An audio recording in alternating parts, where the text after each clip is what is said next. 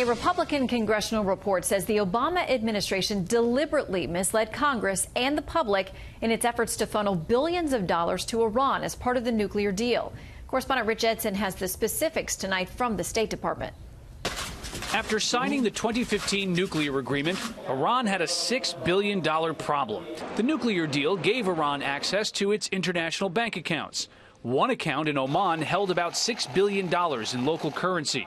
To use it, the Iranians needed to convert that money first to U.S. dollars, then to euros. And the Obama administration was ready to help. I think they did so because they were desperate to get a deal.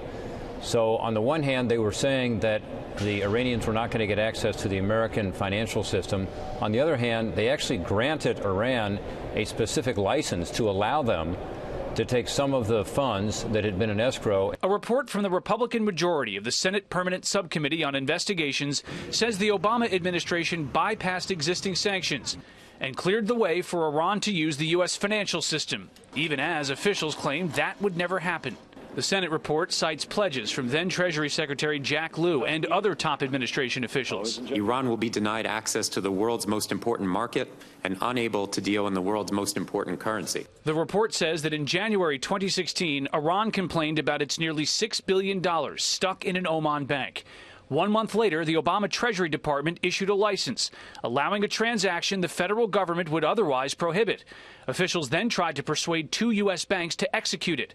The report says, quote, both U.S. banks eventually declined, primarily due to the unwillingness to take on the legal and compliance risk, but also reputational concerns in doing business with a comprehensively sanctioned country like Iran.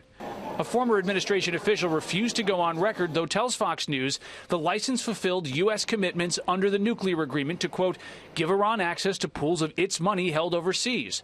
This specific license cannot be described as granting access to the U.S. financial system. As for what happened to that $6 billion in Oman, the report says Iran likely retrieved it, gradually, using European banks.